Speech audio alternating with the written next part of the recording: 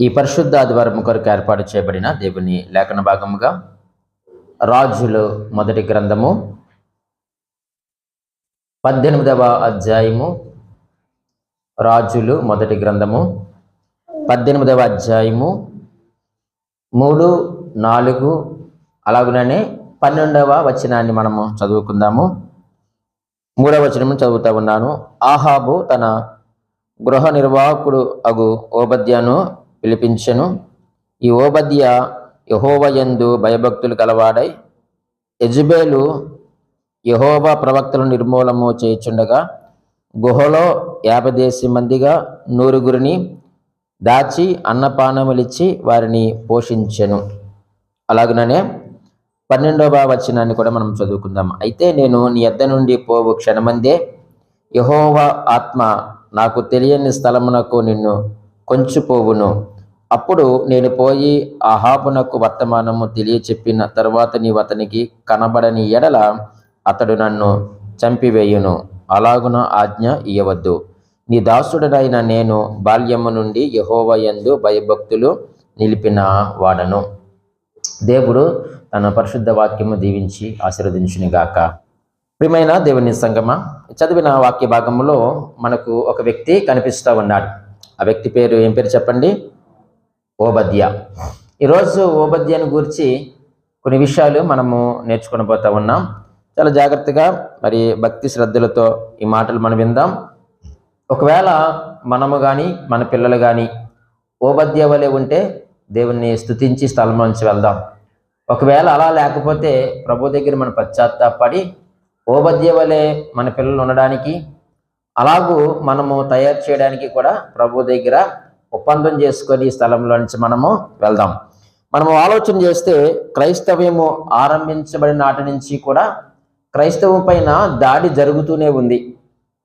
ఆది నుంచి మనం చూస్తూ ఉన్నప్పుడు ఆనాడు క్రైస్తవ్యము ప్రారంభించబడినటువంటి దినములలో యోధా మతము దాడి చేసింది. అలాగనే రోమా ప్రభుత్వం అంటే ఒక ప్రక్క గవర్నమెంట్ నుంచి దాడి, గవర్నమెంట్ నుంచి వ్యతిరేకత వస్తూ ఉంది. ఒక ప్రక్క నుంచి మతము కూడా ఏం చేస్తూ ఉందంటే ఈ క్రైస్తవం పైన దాడి చేస్తూ ఉంది. ఇది ఆది నుంచి కొనసాగుతున్నటువంటి అంశం. ఈరోజు మన భారతదేశంలో కూడా చూస్తూ ఉన్నప్పుడు ప్రభుత్వము క్రైస్తవం పైన దాడి చేస్తుంది, మతము కూడా దాడి చేస్తుంది. మనం అందరం కూడా ఎరిగినదే. ఇందులో దాపరికం ఏమీ కూడా లేదు. ఆనాడు మరి ఓబద్య లేక ఆహాబు కాలములో, ఏలియా కాలములో ఇజ్రాయెల్ పరిపాలన చేస్తున్నటువంటి ఆ రాజు పరిపాలనలో కూడా ఒక పక్క మతము దాడి చేస్తూ ఉంది క్రైస్తవుల పైన, అలాగనే ప్రభుత్వము కూడా దాడి చేస్తున్నట్లుగా మనం అక్కడ చూస్తూ ఉన్నాం. అటువంటి దాడి జరుగుతూ ప్రతికూల పరిస్థితుల్లో ఒక గొప్ప యవనస్తుడు మన కంటికి కనిపిస్తూ ఉన్నాడు. ఆ యవనస్తుడే ఓబద్య. ఓబద్య అంటే యెహోవా సేవకుడు అని అర్థం.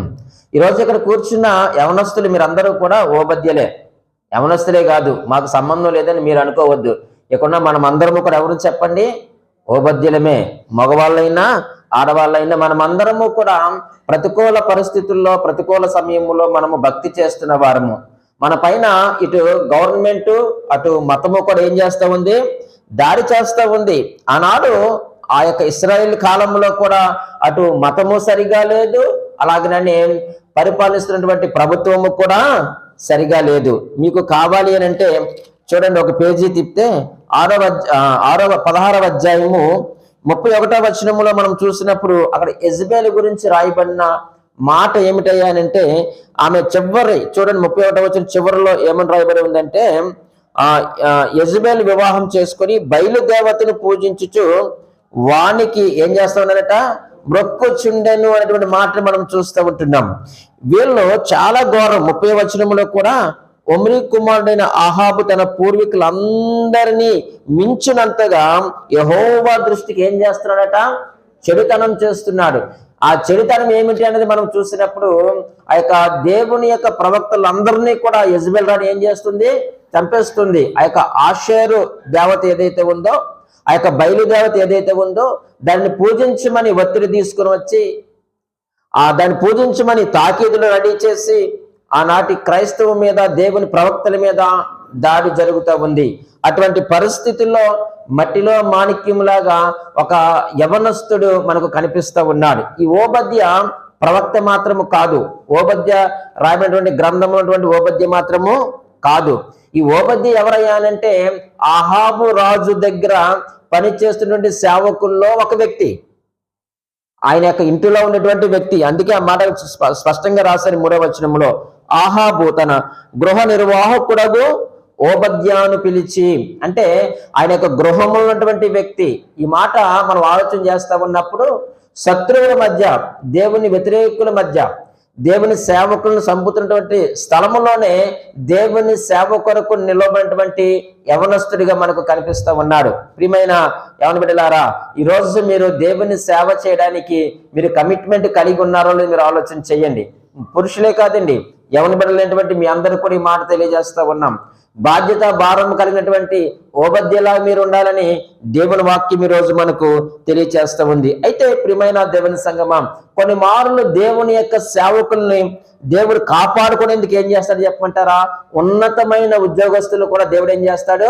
వాడుకుంటాడు. ఈయన ఆహాబు గృహ నిర్వాహకుడిగా ఉన్నాడు. చాలా ఉన్నతమైన పోస్ట్ అది. ఆహాబు దగ్గర ఉన్నాడంటే మామూలు పోస్ట్ ఏమి కాదు. అటువంటి ఉన్నతమైన ఉద్యోగంలో ఉన్నటువంటి వ్యక్తిని దేవుడు ఏం చేశాడు చెప్పండి? వాడుకున్నట్లుగా మనము ఈ యొక్క లేఖన భాగంలో చూస్తూ ఉన్నాం. ఈరోజు దేవుడు నిన్ను కూడా ఒక సాధనముగా వాడుకుంటున్నాడు. ఎందుకో తెలుసా? ఆయన సువార్తను ప్రకటించడానికి. ఎందుకు దేవుడు నిన్ను వాడుకుంటున్నాడో తెలుసా? నశించిపోతున్నటువంటి ఆత్మలను దేవుని దగ్గరికి నడిపిస్తావని దేవుడు నిన్ను వాడుకుంటున్నాడు. తన యొక్క శక్తినిచ్చి, తన యొక్క కృపనిచ్చి, తన యొక్క ప్రేమను కనపరిచి, తన యొక్క జీవమునిచ్చి ఈరోజు మన సజీవ లెక్కల్లో ఎందుకు ఉంచాడయ్యానంటే మనం ఏదో కాలం గడిపేసి కాలయాపన చేసేయడానికి కాదు. నీ బాధ్యతగా నీవు ప్రభు దగ్గరికి నడిపించడానికి ప్రభు మనల్ని ప్రత్యేకించుకున్నాడు. అయితే ఈ దినము ఓబద్యా నుంచి కొన్ని అనుభవాలు మనము నేర్చుకుందాం. పెద్దగా ఎక్కువేమీ లేవు, కానీ అక్కడున్న 3 వచనములను ఆధారం చేసుకొని కొన్ని విషయాలు, ఒక 4 లేక 5 విషయాలు మనము త్వరగతిని నేర్చుకునే ప్రయత్నాన్ని మనము చేద్దాం. చూడండి, 12వ వచనములో నేను చివరి వరుస చదువుతూ ఉన్నాను. నీ దాసుడునైన నేను, ఈ మాటలు మీరు అండర్లైన్ చేసుకుంటే మనం అక్కడే ఉంటాం ఎక్కువ సమయం. నీ దాసుడునైన నేను బాల్యము నుండి యెహోవా యందు భయభక్తులు నిలిపిన వాడను అన్నాడు. ఓబద్యా నుండి మనం నేర్చుకోవలసిన మొట్టమొదటి అనుభవం ఏమిటయ్యానంటే బాల్యము నుండి దేవుణ్ణి ఎరిగిన వాడు. వింటున్నారా? దాన్ని చూస్తున్నారా? జాగ్రత్తగా వినండి. బాల్యము నుండి ఎవరిని ఎరిగిన వాడు? ఒక ప్రశ్న వేస్తాను. ఈరోజు మీ పిల్లలు బాల్యము నుండి దేవుణ్ణి ఎరిగిన వారేనా? అది మీరు ప్రశ్న వేసుకొని దేవునికే మీరు సమాధానం చెప్పుకోండి. ఇక్కడ ఓబద్య గురించి మాట్లాడుతూ ఉన్నప్పుడు ఓబద్యట బాల్యము నుండి దేవుణ్ణి ఎరిగినవాడు, దేవుని తెలుసుకున్నవాడు, సండే స్కూల్ అనుభవం కలిగిన వాడు, దేవుని యొక్క వాక్యము విన్నవాడు, దేవునిలో నడుస్తున్నవాడు, దేవుని కొరకు బ్రతుకుతున్నవాడు. మనము నూతన నిబంధన గ్రంథంలో చూసినప్పుడు తిమోతికి రాసిన 2వ పత్రికలో కూడా 3వ అధ్యాయం 14వ వచనంలో ఈ మంచి మాటను మనం చూస్తాం. తిమోతి కొరకు మాట్లాడుతూ 3:14 క్రీస్తు యేసునందు ఉంచవలసిన విశ్వాసము ద్వారా రక్షణార్థమైన జ్ఞానము నీకు కలిగించుటకు శక్తిగల పరిశుద్ధ లేఖనములను ఏం చేశాడట? బాల్యము నుండి. సహోదరుడా, ఎప్పటి నుంచి? సహోదరుడు, ఎప్పటి నుంచి? బాల్యము నుండి. బాల్యము నుండి నీ వెలుగుదు కదా తిమోతి. ఓబద్య కూడా బాల్యము నుండి కూడా దేవుడు ఎరిగిన వాడు కాబట్టి ప్రతికూల పరిస్థితుల్లో కూడా ధైర్యంగా సేవ చేయగలుగుతున్నాడు. ఈరోజు మన పిల్లల్ని పాట పాడతామంటే భయపడుతున్నారు, వాక్యం చదువుతున్నావు అంటే మిమ్మల్ని నిందించడం లేదు, కానీ వాస్తవాన్ని మేము ముందుంచుతున్నాను. ఎందుకు నువ్వు భయపడుతున్నావు? మరి ఆనాడు ఓబద్యకి ఎందుకు లేదు భయము? దేవుని ప్రవక్తలు అందరినీ కూడా చంపేస్తున్నటువంటి పరిస్థితులు కదా అక్కడ. ఆహాబు గాని, యెజబెలు గాని కత్తి దూసి క్రైస్తవం మీద, దేవుని ప్రజల మీద దాడి జరుగుతున్నటువంటి సమయంలో ఆయన దేవుని యందు భయభక్తులు కలిగిన వాడు కాబట్టి దేవుని సేవకులకు సపోర్ట్ గా నిలిచాడు. ఈరోజు మరి ప్రియమైన తల్లిదండ్రులారా, మీ పిల్లలు బాల్యము నుండి నువ్వు దేవుని ఎరిగిన వారుగా మీరున్నారా? శక్తి గల పరిశుద్ధ లేఖనమును నేర్పిస్తున్నారా? రక్షణార్థమైన జ్ఞానములు కలిగించేటువంటి లేఖన భాగము మీ పిల్లలకు నేర్పిస్తున్నారా?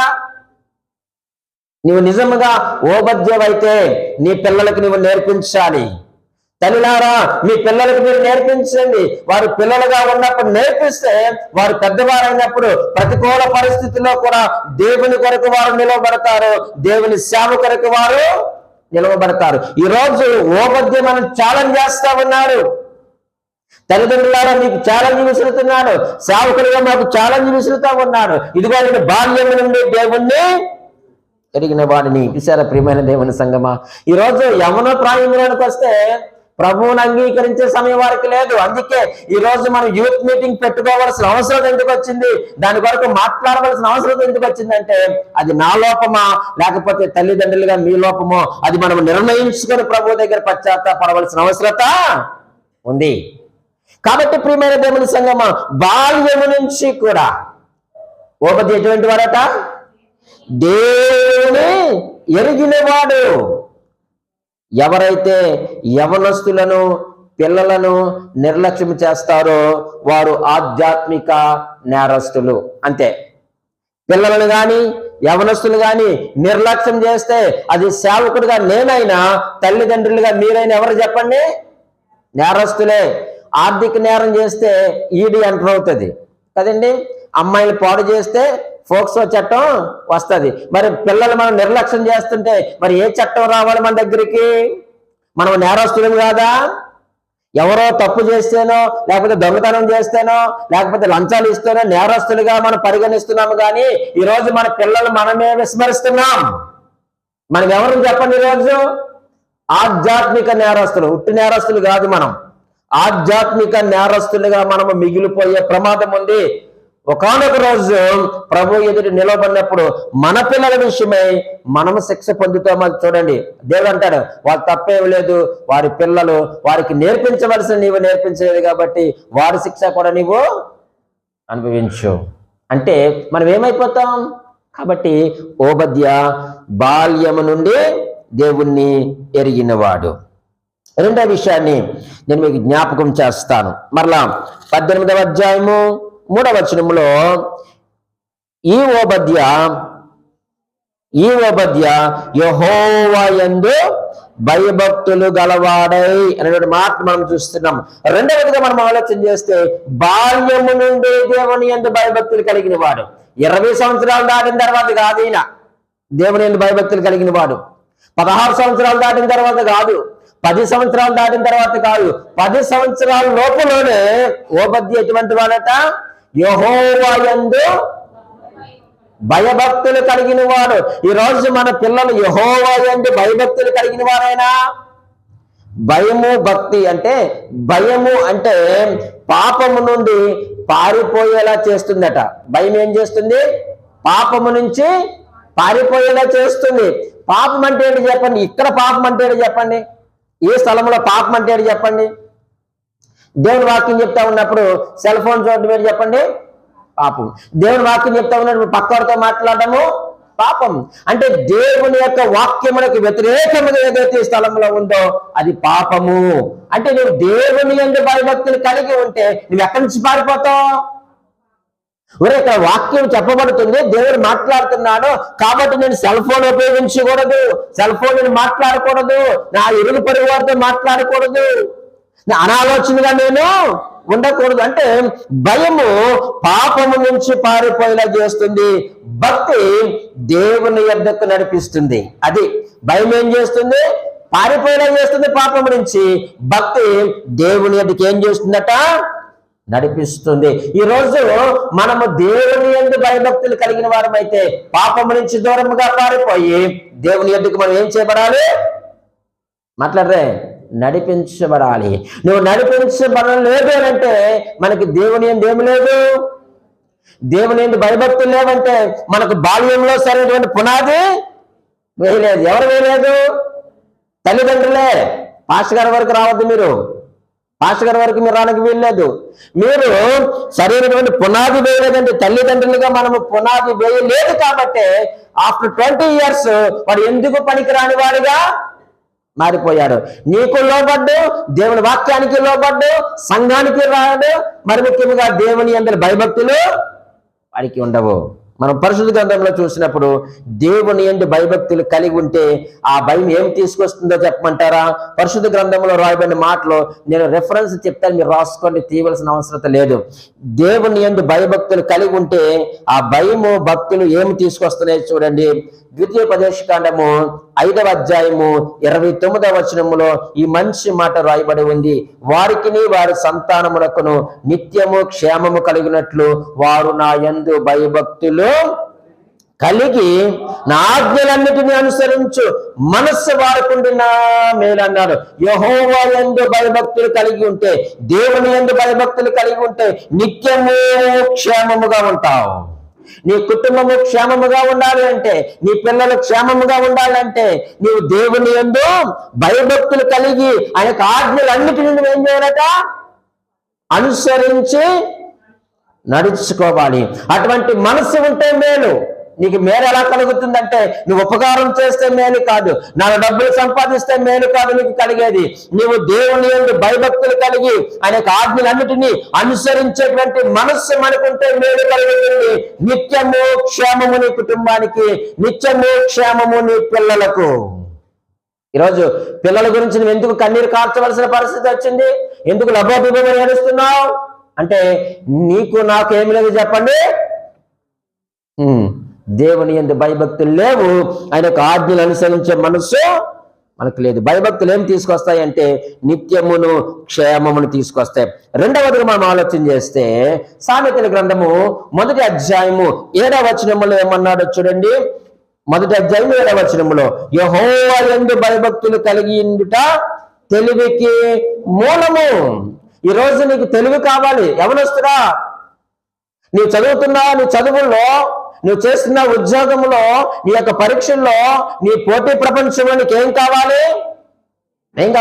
తెలివి కావాలి. నీకు తెలివి అంటే ఏంటండి? గ్రహింపు. నువ్వు దేనైనా గ్రహించాలంటే ఏముండాలి? తెలివి ఉండాలి. తెలివి లేకపోతే దేన్ని కూడా మనము గ్రహించలేము. ఆ తెలివికి మూలం ఏమిటయ్యానంటే యెహోవా యందు భయభక్తులు. ఒకవేళ నువ్వు భయభక్తులు కలిగి లేవంటే నువ్వెవరో తెలుసా? మీరు మూర్ఖులు జ్ఞానం ఏం చేస్తారంట? తిరస్కరిస్తారంట. దేవుని మాటలు ఎవరైతే తిరస్కరిస్తారో, దేవుని యొక్క వాక్యమును ఎవరైతే తిరస్కరిస్తారో, దేవుని యొక్క సన్నిధిని ఎవరైతే తిరస్కరిస్తారో వారెవరట? మూర్ఖులు అని దేవుని వాక్యం మాట్లాడుతూ ఉంది. నువ్వు మూర్ఖుడువా, తెలివైన వారా? తెలివైన వారైతే యెహోవా యందు మీరు భయభక్తులు కలిగి ఉన్నారని. మూడవదిగా మనం ఆలోచన చేద్దాం.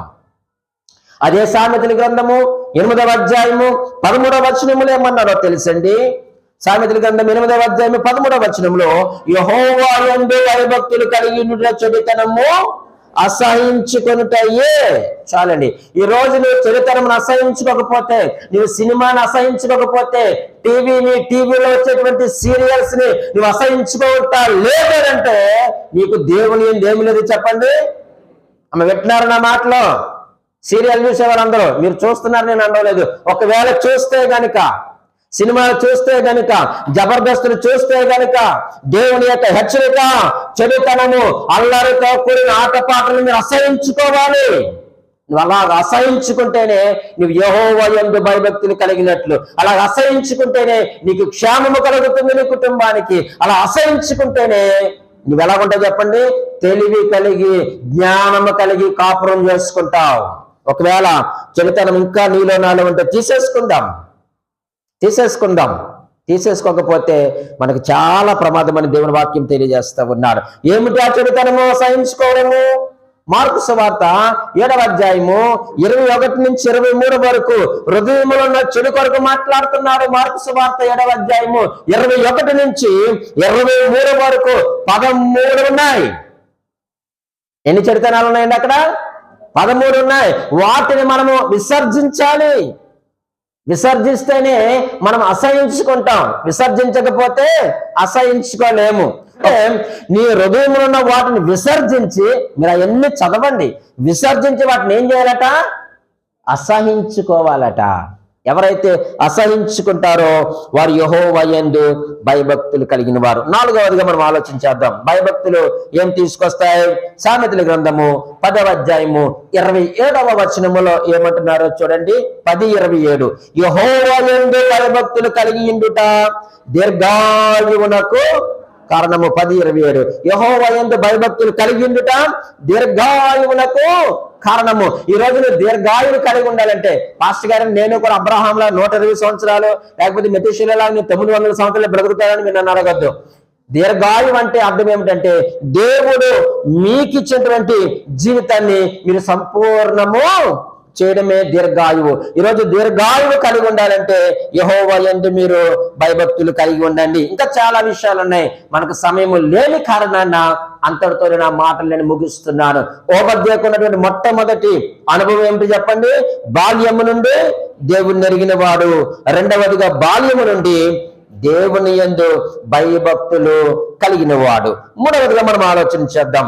12వ వచనాన్ని చివర మరలా నేను చదివిందే మళ్ళా చదువుతా ఉన్నా. 12వ వచనంలో నీ దాసుడునైన నేను బాల్యము నుండి యెహోవా యందు భయభక్తులు నిలిపినవాడను. నిలిపినవాడు అన్న మాట మనకి ఏమి నేర్పిస్తుందంటే, బాల్యము నుండి నమ్మకముగా ప్రభువుని వెంబడించిన వాడు. బాల్యము నుండి నమ్మకముగా ప్రభువుని వెంబడించిన వాడు. ఎంత చక్కని మాట అండి. యెహోవా యందు భయభక్తులు నిలిపిన వాడను. ఎప్పటి నుంచి భయభక్తులు నిలిపాడు? బాల్యము నుండి. ఈరోజు చాలా మంది ప్రియమైన దేవుని సంగమా, బాల్యము ఉన్నటువంటి సండే స్కూల్ అనుభవం యవన ప్రాయంలో ఉండడం లేదు. యవన ప్రాయం ఉన్నటువంటి ఆ యొక్క యూత్ అనుభవము పెద్దవారు అయిన తర్వాత ఉండడం లేదు. కారణం ఏంటి? మనము దేవుని వాక్యము పైన దృష్టి నిలపకపోతే మనం ఏమైపోతాం చెప్పండి ప్రియమైన వాళ్ళారా? ఏమైపోతాం? దృష్టి నిలపకపోతే మనము దేవునిలో నిలకడగా ఉండలేము. కానీ ఏమంటున్నాడు? బాల్యము నుండి నమ్మకముగా నేను ప్రభువుని ఏం చేశాడట? వెంబడించాను అంటున్నాడు. మనము బాల్యములో ఉన్నట్టుగానే యవనంలో ఉన్నామా? యవనంలో ఉన్నట్టుగానే పెళ్ళైన తర్వాత ఉన్నామా? పెళ్ళైన తర్వాత ఉన్నట్టుగా పిల్లలు కనిన తర్వాత ఉన్నామా? ఆ పిల్లలు కనిన తర్వాత ఉన్నట్లుగా ఆ పిల్లలకు పెళ్ళైన తర్వాత మనం ఉన్నామా? అలా ఉండకపోతే మనము దేవునిని మనము వెంబడించిన వారము కాదు. అందుకే అపోస్తుల కార్యములు 26వ అధ్యాయము 22వ వచనంలో ఒక మంచి మాటను తెలియజేస్తున్నాడు. చూడండి, పౌలు గారు 26వ అధ్యాయం 22వ వచనంలో అంటున్నాడు, అయినను నేను దేవుని వలనైన సహాయము పొంది నేటి వరకు నిలిచి ఉంటిని అన్నాడు. ఎవరి సహాయం ద్వారా నిలిచి ఉన్నాడట? ఎస్, దేవుని సహాయముతో నేటి వరకు నేను నిలిచి ఉన్నాను. నేటి వరకు అంటే ఎప్పటి నుంచి నిలిచున్నాను పౌలు? దమస్క మార్గములో దేవుని చేత సందేశించబడిన తర్వాత ఆనాటి నుంచి ఈనాటి వరకు నేను దేవుని సహాయము పొంది నేటి వరకు నేను నిలిచి ఉన్నాను అన్నాడు.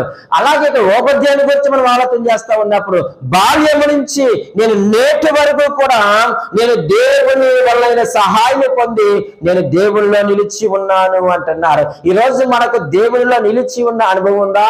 నువ్వు రక్షించబడిన నాటి నుంచి సండే స్కూల్ కూడా వదిలేండి, యూత్ కూడా వదిలేండి, నువ్వు మారు మనసు పొందావు కదా, నువ్వు రక్షణ మూలానికి వచ్చావు కదా, నాటి నుంచి నేటి వరకు నీవు దేవునిలో నిలకడగా నిలిచి ఉన్నావా? నిలిచి ఉండకపోతే అది కూడా ప్రమాదమే.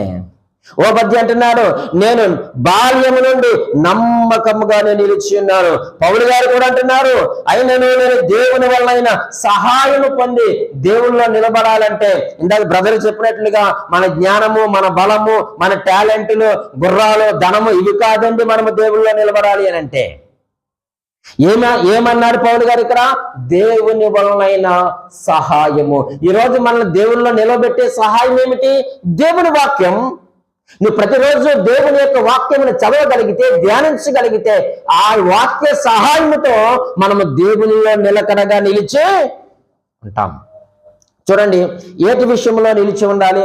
కొన్ని విషయాలు మేము ముందుంచుతాను. చూడండి, ఏటి విషయంలో మనం నిలిచి ఉండాలి అంటే, మొట్టమొదటిగా యోహాను సువార్త 8వ అధ్యాయము 31వ వచనములో, 8వ అధ్యాయము 31వ వచనములో యోహాను సువార్తలో, కాబట్టి యేసుక్రీస్తు తను నమ్మిన యూదులతో మీరు నా వాక్యం మందు నిలిచిన వారైతే నిజముగా నాకు శిష్యులే ఉండి అన్నాడు.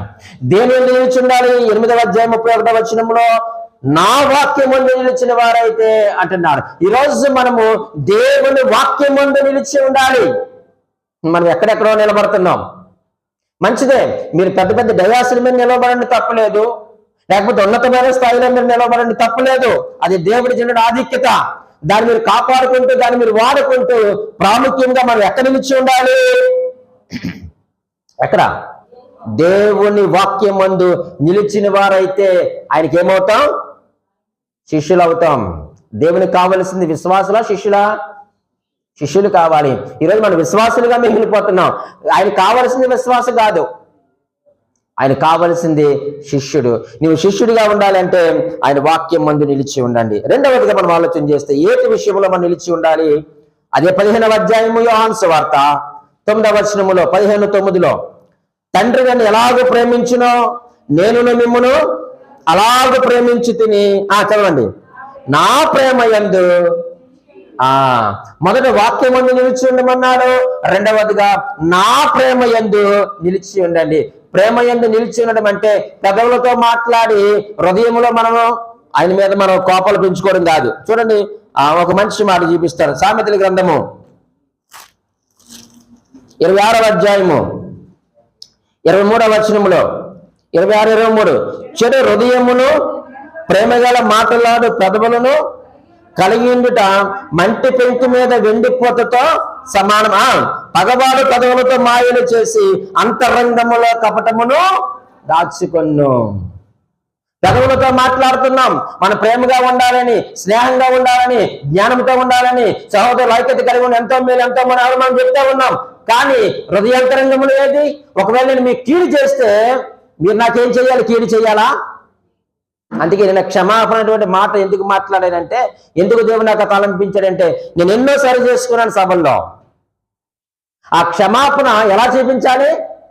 క్రియ రూపంలో చూపించాలి, మాటల్లో కాదు. క్షమించమని నేను అడుగుతాను, కానీ క్రియ రూపంలో చూపించిందే నిజమైనటువంటి క్షమాపణ. ఆ క్షమాపణ హృదయం మనకు ఉండాలి ప్రియమైన దేవుని సంగమా. కాబట్టి అది ఎప్పుడు వస్తుంది? నా ప్రేమ యందు మీరు, అది దేవుని వాక్యం సెలవిస్తా ఉంది.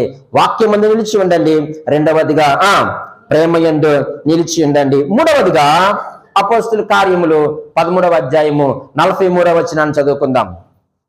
అపోస్తుల కార్యములు 13:43 వచనంలో అంటున్నాడు, సమాజ మందిరములోని వారు లేచిన తర్వాత అనేకులు యూదులను భక్తిపరులైన యోధా మత ప్రవిష్టులను పౌలును బర్నబాను వెంబడించిరి. వీరు వారితో మాట్లాడొచ్చు.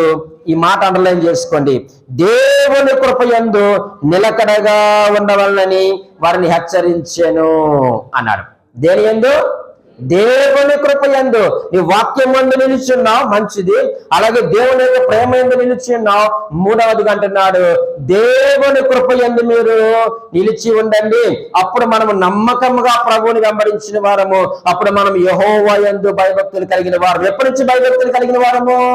బాల్యము నుండి. ఈ మాట మీరు మర్చిపోవద్దు. అందుకే నేను మొదటే చెప్పాను ఈ మాట. యవనస్తులను గాని సండే స్కూల్ పిల్లలు గాని మనం విస్మరిస్తే ఆధ్యాత్మిక నేరస్తులం. నీ పిల్లలు సరైన మార్గంలోనికి రావాలి అంటే సండే స్కూల్ చిన్ననాటి నుంచి నువ్వు వారికి మంచి తర్బీదులు ఇవ్వాల్సిన అవసరత ఉంది ప్రియమైన దేవుని సంగమా. నాలుగవదిగా మనం ఆలోచన చేద్దాం. వేటి యందు నిలిచి ఉండాలి? మొదటిది వాక్యమందు, రెండవది ప్రేమయందు, మూడవది కృపయందు, దేవుని కృపయందు. నాలుగవదిగా అపోస్తలుడైన పౌలు కొలస్సీలకు రాసిన పత్రిక 1వ అధ్యాయము 23వ వచనం ప్రకారం ఏమన్నాడో తెలుసా? విశ్వాసమందు నిలిచిండిన యెడల ఇది మీకు కలుగును అన్నాడు. 1:23లో చివరి వరుసలో మాట ఉంటుంది. ఏమన్నాడండి? విశ్వాసమందు. చాలండి, ఆ మాట మీరు జ్ఞాపకం చేసుకోండి, అండర్లైన్ చేసుకోండి. మనం విశ్వాసమందు నిలకడగా ఉండాలి. నమ్మకంగా ప్రభువుని వెంబడించిన వాడంటే ఎలా వెంబడించాడు? దేవుని సహాయం వల్ల వెంబడించాడు. వేటిలో ఆయన నిలిచి ఉన్నాడు? వాక్యం యందు నిలిచి ఉన్నాడు ఓ బద్య. దేవుని ప్రేమ యందు నిలిచి ఉన్నాడు ఓ బద్య. దేవుని కృప యందు నిలిచి ఉన్నాడు ఓ బద్య. విశ్వాసం యందు నిలిచి ఉన్నాడు ఓ బద్య. ఈ రోజు నీ కుమారుడు, నీ కుమార్తె వీటి యందు నిలిచి ఉన్నారా? ఇంటికి వెళ్ళిన తర్వాత అడుగు నువ్వు నీ పిల్లల్ని. వాళ్ళు అడుగుతారు, అప్పుడు ఏమని అడుగుతారు చెప్పండి?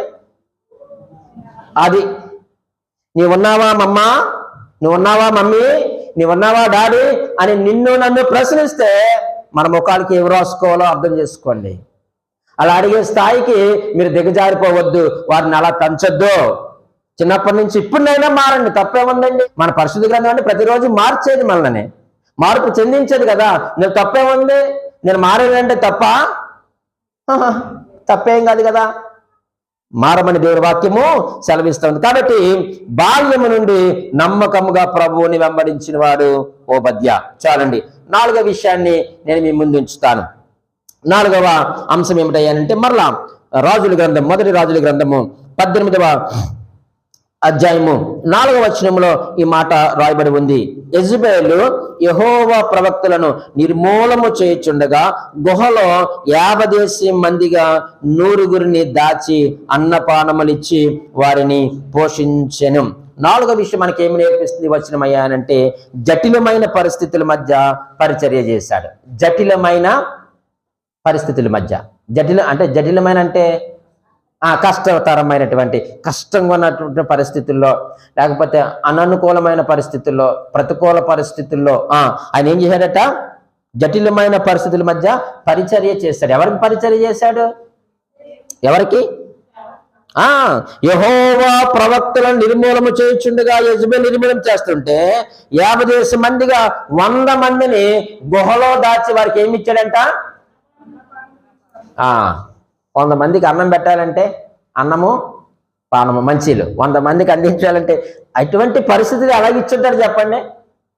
మరి అదేమన్నా వాతావరణం బాగుంది అక్కడ? లేదు.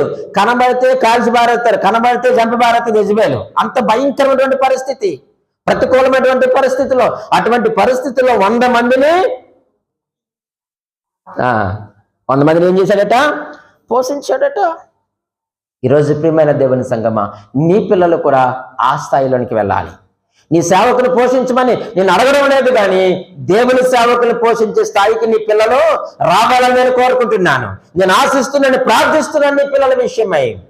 ఓబద్య ప్రియమైన వాళ్ళరా, 100 మందిని గుహలో దాచి చాలా రహస్యముగా దాశాడు.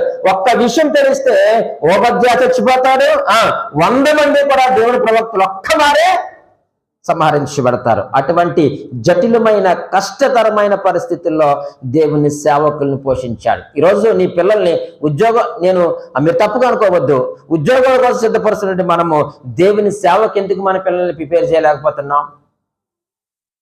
ఎందుకు మన పిల్లల్ని దేవుని సేవకు మనం సమర్పించుకోవడం లేదు? జటిలమైన పరిస్థితుల్లో సేవ చేస్తూ ఉన్నాడు. దానియేలు చేయలేదండి.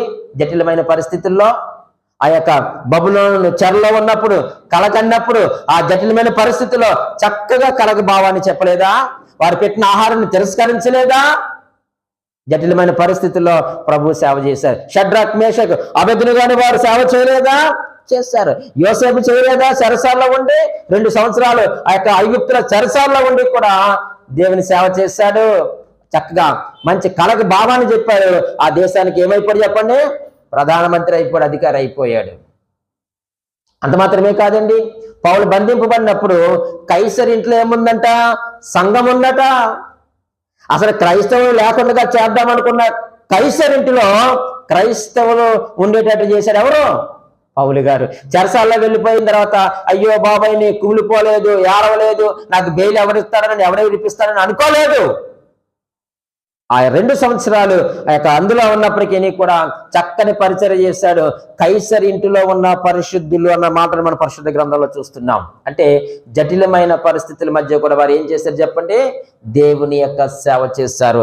ఓబద్య కూడా జటిలమైన పరిస్థితుల మధ్య వారికి చక్కని పరిచర్య చేసుకొచ్చారు. అదే నేను మొదటి చెప్పాను, దేవుని సేవకులను కాపాడుకోవడానికి, సంరక్షించుకోవడానికి కొన్ని మారులు ఉన్నతమైన ఉద్యోగాలు ఉన్న వారిని కూడా దేవుడు ఏం చేస్తాడు చెప్పండి? వాడుకుంటాడు. ఒకవేళ నువ్వు విడిచిపెట్టేయవచ్చు, నేను విడిచిపెట్టవచ్చు, లేకపోతే మీరు వదిలేవచ్చు, కానీ దేవుడు తన సేవకులను ఎక్కడ ఎప్పుడు కూడా విడిచిపెట్టిన దాఖలాలు లేవు. ప్రియమైనది, సేవకుడు ఎప్పుడు కూడా అన్యాయం చేయబడడు. అది గుర్తుపెట్టుకోండి. ఒకవేళ మనుషులు చేస్తే సహజం, ఎందుకంటే అది మానవ స్వభావం, మనకు దానికి కాదని లేవు. కానీ దేవుడు తన సేవకులు ఎప్పుడు ఎక్కడ కూడా విడిచిపెట్టడు. చచ్చిపోతున్న ఏలియను కూడా లేపి రొట్టె మాంసం పెట్టి పరిగెత్తి స్వామి నువ్వు ఇక్కడ అక్కడ ఆగిపోతావు నువ్వు అన్నాడు. అనలేదా? యోనాని దా మనల్ని వెనక్కి తిరుగు, నువ్వు ఎక్కడికి వెళ్ళిపోతావు, నేను ఎక్కడికి వెళ్ళమన్నాను అని భద్రత ఇచ్చి కాపుదలు ఇచ్చి పరీక్షించి మరలా యోనాని వెనక్కి తిప్పలేదా దేవుడు? మునుకొల్ల కర్రకు ఎదురు తను పరిగెత్తినటువంటి సౌలుని ఆపలేదా దేవుడు? కాబట్టి ఈరోజు నీ పిల్లల కొరకు నువ్వు కన్నీరు కార్చు. రేయి మొదటి జాములు లేచి ఎవరి కొరకు ఏడవాలట? పిల్లల కొరకు ఉంది అక్కడ. తీయండి ఒకసారి వాక్యం చూద్దాం. పిల్లల కొరకని అనేసుకుంటే మనం ఇబ్బంది అయిపోద్దేమో అని. విలాప వాక్యములు 2 చదవండి.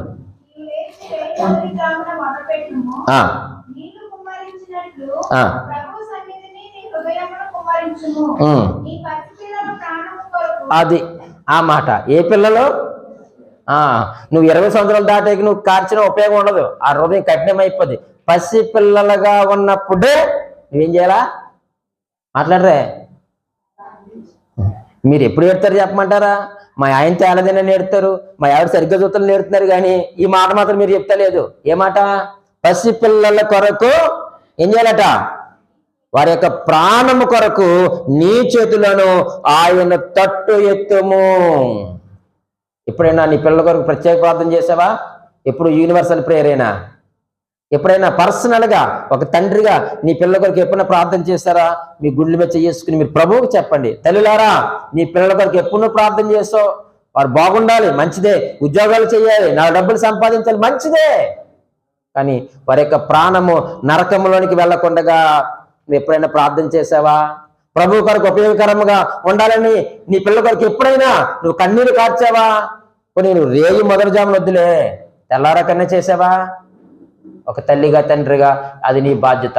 రేపొద్దున నీ బిడ్డలు ఆ యొక్క ఆరని అగ్నిలో ఆ పురుగు చావని స్థలంలో ఉండి వారు అరుస్తూ ఉంటే, ఒకవేళ దేవుని చిత్తమైన పరలోకంలో ఉంటే అక్కడ ఉన్న నీకు ఉపయోగం ఏంటమ్మా? నీ పిల్లల నరకంలో ఉండి నా పిల్లల నరకంలో నేను పరలోకంలో ఉంటే ఉపయోగం ఏంటి? ఆలోచించేయండి ఒకసారి. నువ్వు నీ పిల్లల్ని ఎలా ట్రైన్ చేస్తున్నావు నువ్వు?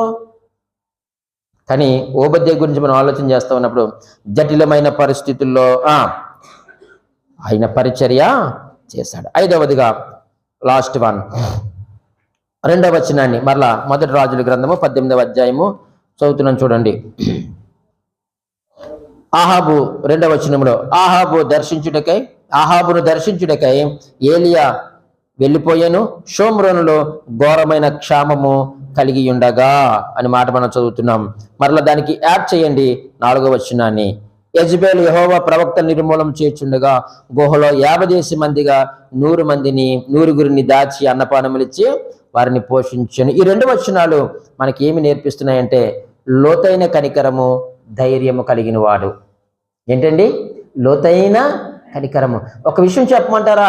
ఆ యొక్క షోమ్రోను, ఆ యొక్క సమరయ పట్టణం అంతా కూడా ఏముంది? క్షామము అంటే కరువు విలయతాండం చేస్తూ ఉంది. చాలా భయంకరం. అసలు తినడానికి ఏమీ కూడా లేదు. అటువంటి పరిస్థితుల్లో ఓబద్య ఎవరి మీద కనికరం చూపించాడు? దేవుని ప్రవక్తల మీద కనికరం చూపించాడు. లోతైన కనికరము, ధైర్యము కలిగిన వాడు ఓబద్య. ఈరోజు నీ పిల్లలకి ఆ కనికరం ఉందా? దేవుని సేవకుల మీద కనికరం, దేవుని ప్రవక్తల మీద కనికరం, దేవుని వాక్యం మీద కనికరం, దేవుని ప్రజల మీద కనికరం, దేవుని పరిశుద్ధుల మీద కనికరం నీ పిల్లలకు ఉండాలి. అంత మాత్రమే కాదు, ధైర్యం కలిగి ఉండాలి. పాట పాడతారా? ఓయస్ పాడతానండి అనేటువంటి ధైర్యం ఉండాలి. వాక్యం చదువుతావా? ఓయస్. సువార్త చెప్పడానికి వస్తావా? ఓయస్. వాక్యం చెప్తావా? యస్ చెప్తాను. ఆ ధైర్యం ఈరోజు యవనస్తులుగా మీరు కలిగి ఉండాలనే దేవుడు కోరుతూ ఉన్నాడు. అది దేవుడు కోరుకుంటున్నాడు. ఆ రోజు ఆ పట్టణం అంతా కూడా క్షామముతో ఉంది, కానీ ఓబద్య దేవుని ప్రవక్తల మీద కనికరాన్ని చూపించాడు. చాలా భయంకరమైన పరిస్థితి. ఇవాళ దేవుని నమ్మిన వారు అని తెలిస్తే చంపేస్తారు, హతమారుస్తారు. అటువంటి పరిస్థితుల్లో ధైర్యము వహించి వారందరినీ కూడా దాచిపెట్టినట్లుగా మనం చూస్తూ ఉన్నాం. ఈరోజు ప్రియమైన దేవుని సంగమా, మన చుట్టూ ఉన్నవారు, మన చుట్టూ ఉన్న ప్రజలు కరువుతో ఉన్నారు. ఏ కరువు? ఆహారం లేకుండా ఉన్నారా? వారు నీళ్ళు లేకుండా ఉన్నారా? ఆధ్యాత్మిక కరువుతో బాధపడుతున్నారు. ఆధ్యాత్మిక పోషణ లేక వారు సతమతమైపోతా ఉన్నారు. అటువంటి వారు నీ చుట్టూ ఉండగా నువ్వెందుకు కనికరము చూపించడం లేదు?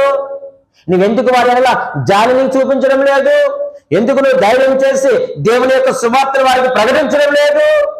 అంటే నువ్వు బాల్యము నుంచి నువ్వు దేవుని ఎరిగిన వారివి కాదు, బాల్యము నుంచి యెహోవా యందు భయభక్తి నిలిపిన వారివి కాదు, బాల్యము నుండి నమ్మకముగా ఆయనను వెంబడించిన వారివి కాదు, జటిలమైన పరిస్థితులను వాక్య పరిచర్య చేసేటువంటి ధైర్యం నీకు లేదు.